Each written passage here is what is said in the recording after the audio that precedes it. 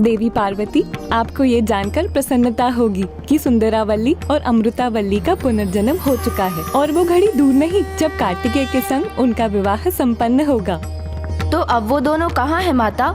देवसेना का जन्म अरिष्टनेमी नामक प्रजापति के परिवार में हुआ और अमृतावल्ली ने श्रीवल्ली के रूप में जन्म लिया, जिनकी 2 पुत्रियां थीं, देवसेना और दैत्यसेना। तो अब वो कहाँ है? देवसेना के पिता अरिष्टनेमी देवराज इंद्र के मित्र थे, जिसके कारण उनके अनेकों असुर शत्रु थे। उनमें से एक असुर की दृष्टि उनकी बालिका देवसेना पर पड़ी। एक दिन जब देवसेना और दैत्यसेना उपवन में थे, तब असुरों ने उन पर आक्रमण कर दिया।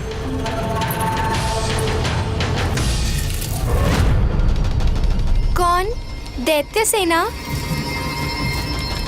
कोई तो है।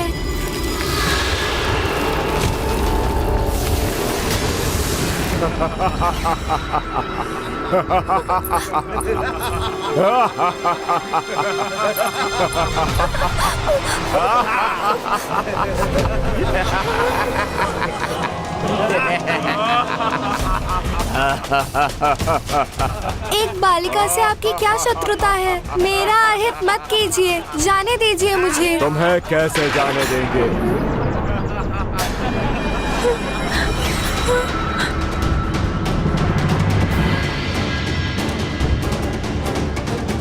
यह असुर देवसेना को सता रहे हैं। तुम्हारा हरण करूंगा बालिका, अपने साथ ले जाऊंगा, असुरी बनाऊंगा।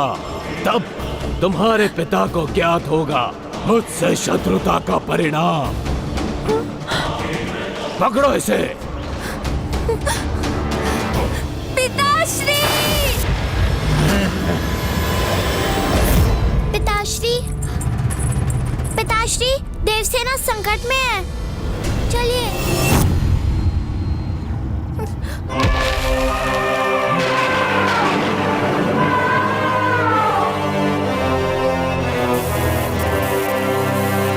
आक्रमण!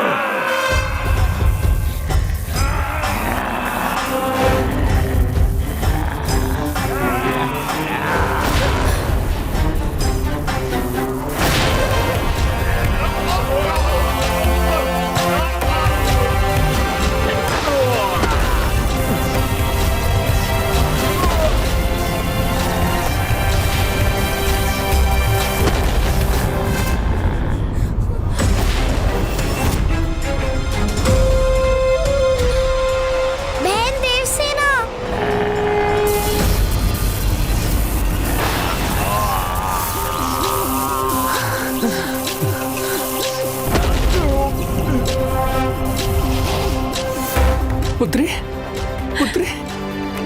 पिताश्री!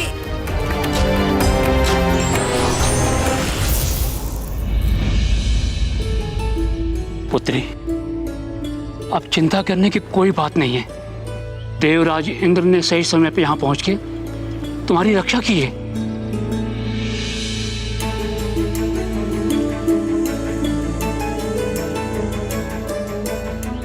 मित्र, आपने मेरी पुत्री की रक्षा की, आपको कोटि कोटि धन्यवाद। आपको तो स्वयं प्रभु का आशीष प्राप्त, जो आपको एक नहीं 2 योग्य पुत्रियां प्राप्त हुई। आपकी इन पुत्रियों को देख मेरे मन में भी एक पुत्री का पिता बनने की इच्छा जागृत हुई। आपने मेरी पुत्री देवसेना की रक्षा की। असंख्य असुर मेरे शत्रु हैं।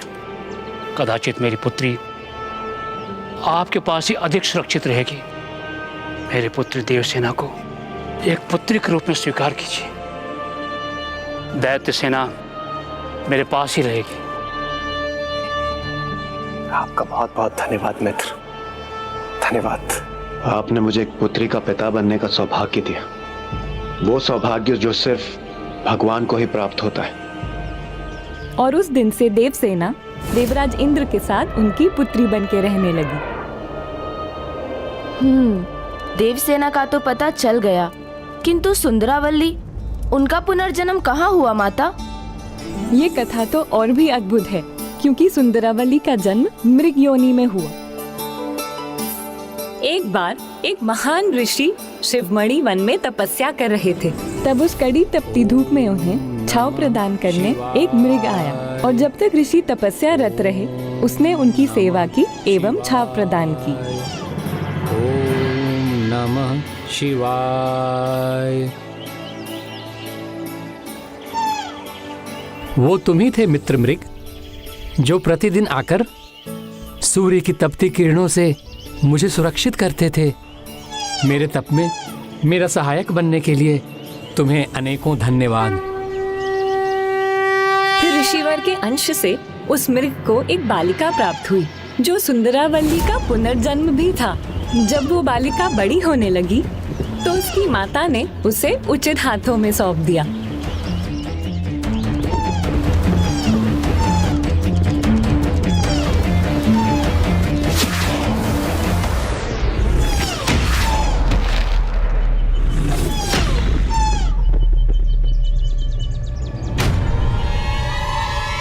कहाँ गया वो मृग?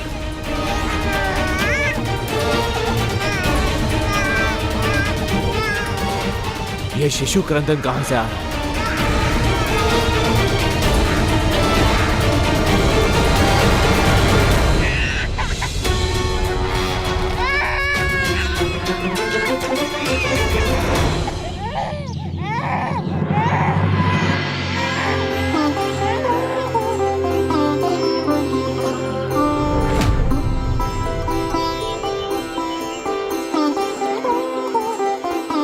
मेरा बाण कभी नहीं चूका,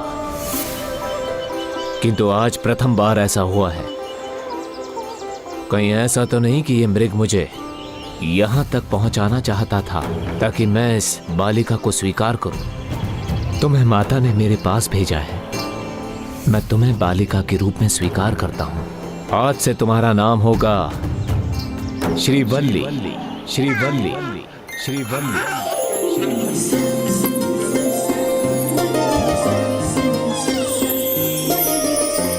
इन दोनों बालिकाओं ने कुमार कार्तिकेय से विवाह करने के लिए ही जन्म लिया था और अब ये दोनों युवतियां बन चुकी हैं।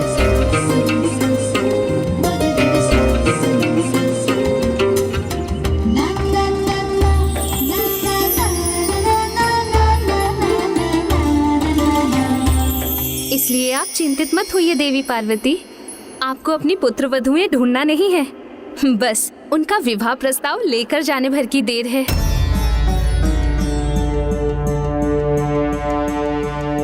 माँ, अब कौन सी दुविधा आपको चिंतित कर रही है? एक समस्या का समाधान हुआ तो दूसरी समस्या के विचार से मन विचलित है। कार्तिकेय तो अपने कर्तव्य के प्रति ही समर्पित है, जिसके लिए वो तप में ही लीन रहता है।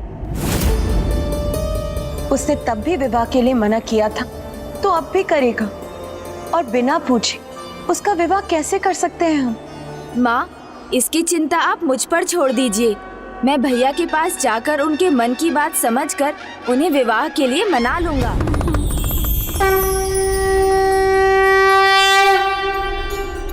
माँ, अब तो मैं भैया को विवाह के लिए मना कर ही आऊंगा। मुझे जाने की अनुमति दीजिए।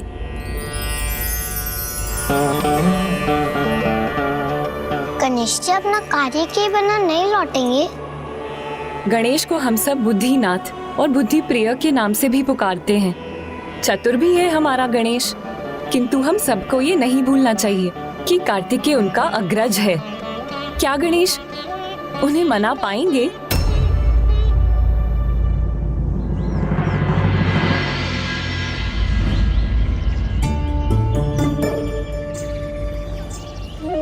प्रणाम भैया, तनिक ध्यान से बाहर आइए। देखिए कौन आया है आपसे मिलने।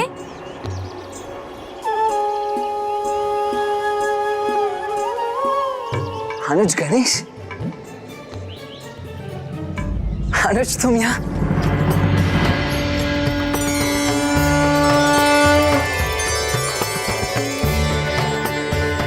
तुम्हें यहाँ देखकर मेरा मन आनंद विभोर हो गया। अनुज, तुम्हें ज्ञात है जब माँ पिताश्री यहाँ आए थे ना, तो तुम्हारी कमी ने अत्यंत सताया मुझे, किंतु अब तुम्हें यहाँ देखकर मेरा मन प्रफुल्लित हो चुका है।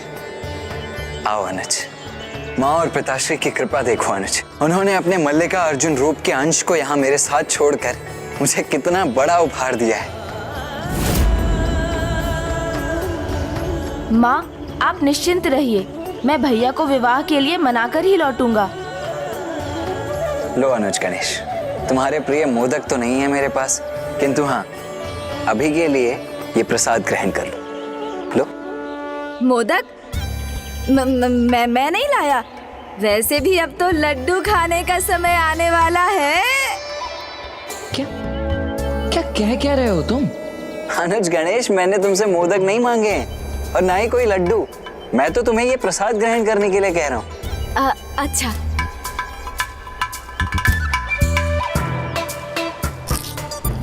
आहा, प्रसाद तो स्वादिष्ट है और अब तो और भी स्वादिष्ट होने वाला है। आहा, वाह।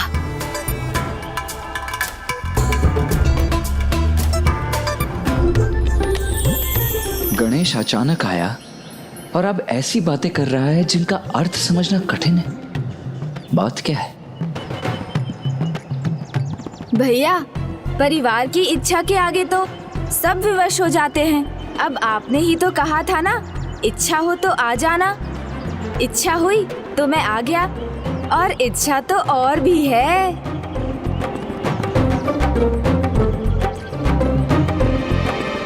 परिवार साथ रहे, इसकी इच्छा तो सदैव सबके मन में होती है गणेश, किंतु कर्तव्य ही है जो परिवार से दूर रखता है। और फिर भी सर्वप्रथम माँ पिताश्री और अब तुमने आकर मेरे एकाकीपन को पूर्णतः दूर कर दिया है। ओहो, एकाकीपन की बात अब आपके मुख से अच्छी नहीं लगेगी भैया। अब आप तो कहीं भी रहें, आपको अब कहाँ एकाकीपन का आभास होगा? वो कैसे? ओहो, ये क्या निकल गया मेरे मुख से? वो ऐसे भैया कि कैलाश में माँ पिताश्री है, तो यहाँ उनके अंश स्वरूप आपके लिए उनका साथ तो सदा बना रहेगा ना।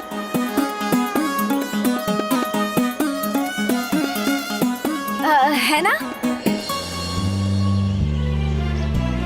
हाँ अनुज, ये तो माँ और पिताश्री की कृपा ही है मुझ पर, इसीलिए तो ये स्थान मेरे लिए दक्षिण कैलाश के समान है।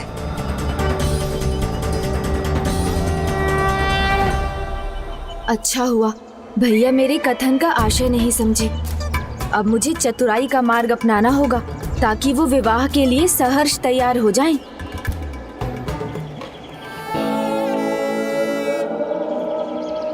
अब पुनः क्या हुआ अनुज गणेश? आज बार बार ये कौन से विचार उठ रहे हैं तुम्हारे मन में? मुझे भी बताओ। अचानक मुझे ऐसा क्यों प्रतीत हो रहा है अनुज, जैसे तुम यहाँ मुझसे मिलने नहीं, अभी तो किसी और ही उद्देश्य से आए हो। तुम्हारा शांत रहना मुझे और भी विचलित कर रहा है अनुज। क्या करूं, क्या कहूं? भैया को मनाने की योजना कहीं आरंभ के साथ ही असफल ना हो जाए। बताओ गणेश, किस उद्देश्य से आए हो तुम यहाँ? मेरा क्या उद्देश्य होगा भैया? मैं तो बस इतना चाहता हूँ कि आप विवाह कर लें, मुझे भाभी श्री मिल जाएं। क्या? विवाह भाभी? अनुज गणेश, तुम ये सब कह क्या रहे हो? तो अब समझा, तो तुम यहाँ मुझे विवाह के लिए बाध्य करने आए हो, है ना? नहीं भैया, बाध्य करने नहीं, बस एक निवेदन है मेरा। अच्छा, निवेदन? ये किस प्रकार का निवेदन है अनुज? निवेदन विवाह करने के लिए? नहीं भैया, नहीं। स्पष्ट कहो अनुज, यही कहना चाह रहे हो ना तुम? हाँ भैया, मैं हूँ तो आपका अनुज, किंतु आप मुझे बुद्धिमान मानते हैं, तो मेरी बुद्धि के अनुसार आपको विवाह कर ही लेना चाहिए। अच्छा, तो ये तुम्हारा निवेदन है या सुझाव, या फिर संदेश? नहीं, निवेदन ही है और सुझाव भी। नहीं गणेश, व्यर्थ है तुम्हारा ये निवेदन, क्योंकि मेरा निर्णय स्पष्ट है, मैं अभी विवाह नहीं करूंगा। क्यों? क्यों नहीं भैया? क्योंकि अनुज, मैं ईश्वर भक्ति के साथ अपने लक्ष्य और कर्तव्य पर ध्यान केंद्रित करना चाहता हूँ। किंतु भैया, मैं तो विवाह करने के लिए कह रहा हूँ, ईश्वर भक्ति छोड़ने के लिए नहीं। मैंने कह दिया ना अनुज, मुझे विवाह नहीं करना है तो नहीं करना है। और गणेश, आज तुम इतने दिनों के पश्चात मुझसे मिले हो, ये क्या विवाह की रट लगाए बैठे हो? चलो छोड़ो ये सब और आओ कुछ और बातें करते हैं। नहीं भैया, अब ये बात छिड़ी है तो पहले इसे समाप्त करेंगे। आप विवाह ना करने का कारण बताइए, मुझे उचित लगा तो मैं पुनः विवाह की बात नहीं उठाऊंगा। उचित है, मैं तुम्हें कारण अवश्य बताऊंगा, किंतु सर्वप्रथम तुम्हें उस सरोवर से मेरे लिए कमल पुष्प लाना होगा पूजा के लिए।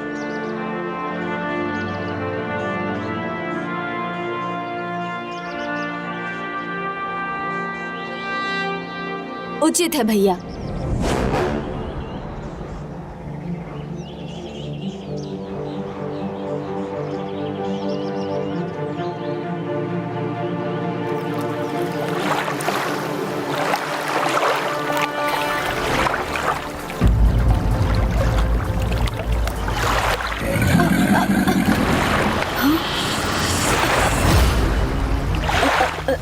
बड़ी विचित्र बात है, ये जल जैसे मुझे अपने भीतर खींच रहा है।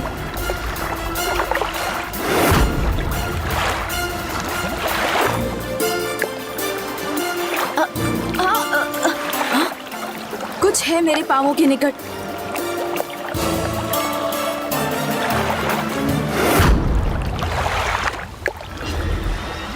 ये तो मगर है जो मुझे नीचे खींच रहा है।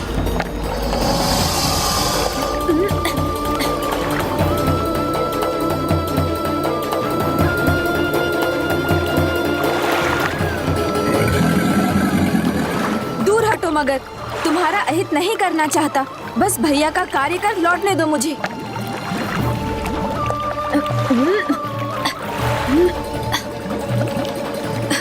ये मगर तो मुझे छोड़ ही नहीं रहा है। मुझे खींचे ही जा रहा है ये। मेरा संपूर्ण बल भी इसे पराजित नहीं कर पा रहा है। अवश्य असाधारण मायावी मगर है ये। मुझे भैया से ही सहायता मांगनी होगी। भैया, मेरी सहायता कीजिए।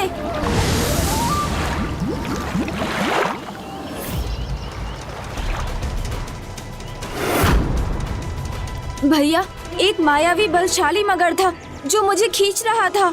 एक ऐसा मगर जिसके समक्ष प्रथम पूज्य वीर गणेश भी असहाय हो गए। हाँ भैया। और जितना तुमने उससे मुक्त होने का प्रयास किया, उतना ही वो तुम्हें और भीतर खींचता चला गया। हाँ भैया। बस यही वो कारण है अनुज। तनिक विस्तार से तो बताइए भैया, ये वो कारण कैसे? वो ऐसे गणेश कि वो मगर सांसारिक माया का रूप था, और वो सरोवर जिसमें तुम खींचते चले गए, वो वैवाहिक संसार का दलदल रूपी सरोवर था, जो बाहर से दिखने में तो बड़ा मनोहर दिखाई देता है, किंतु भीतर जाने पर संकट बन सकता है।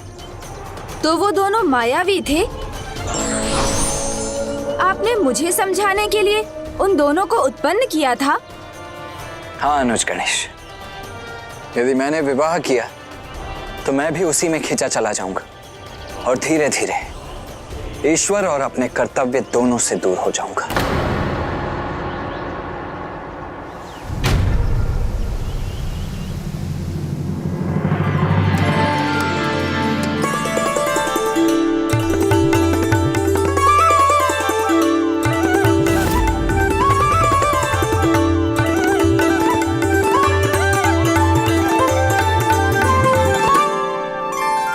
स्वामी, देखते ही देखते हमारी पुत्री कब विवाह के योग्य हो गई, हमें पता ही नहीं चला। आप सत्य कह रही हैं प्रिय, समय अपनी गति के अनुसार गतिमान रहता है, किंतु मुझे आज भी वो दिन स्मरण है जब वो प्रथम बार हमारे पास आई थी। किंतु अब समय आ गया है स्वामी कि हम अपनी पुत्री देवसेना के लिए उचित वर का चयन करें। गुण, रूप, सौंदर्य, इन दोनों में ही अनुपम है हमारी पुत्री देवसेना।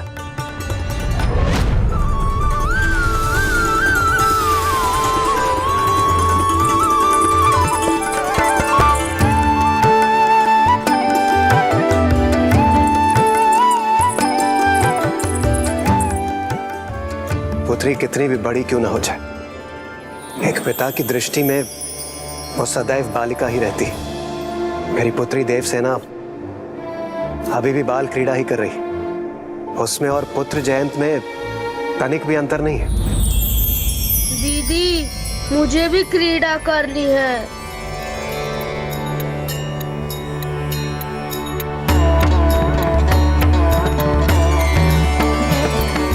अच्छा खेलोगे? लो पकड़ो।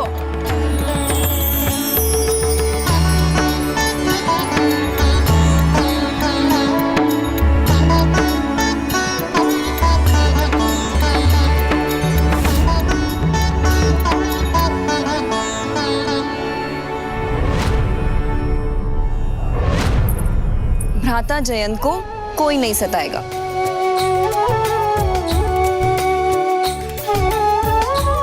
देखिए किस प्रकार देवसेना एक बड़ी बहन की भांति अपने छोटे भाई की सुरक्षा के लिए प्रस्तुत हो गई है।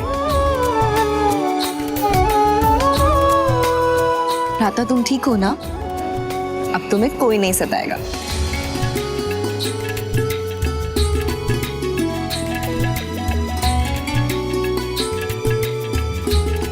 तुम लोगों ने एक पुष्प कंदुक तो व्यर्थ कर दिए, अब हम क्रीड़ा कैसे करेंगे?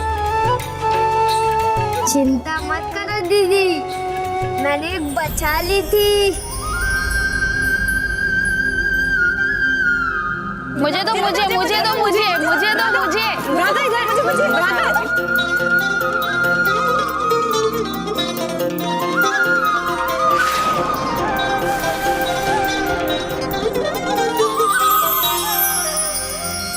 तुम सब यहीं रुको, मैं लेकर आती हूँ। सावधान देवसेना, स्वर्ग का अस्त्रालय है वो।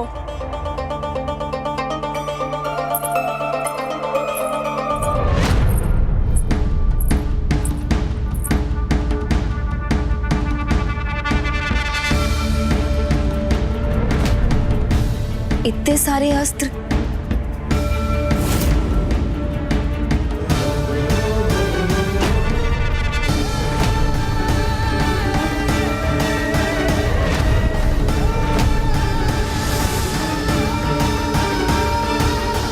कैसे दृश्य दिखाई दिए मुझे?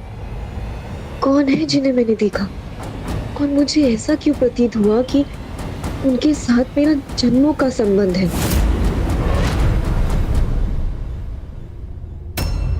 विवाह बंधन नहीं, अपितु ऐसा संस्कार है जिससे स्त्री और पुरुष एकाकार हो, सुचारू रूप से अपने कर्तव्यों का निर्वहन कर पाते।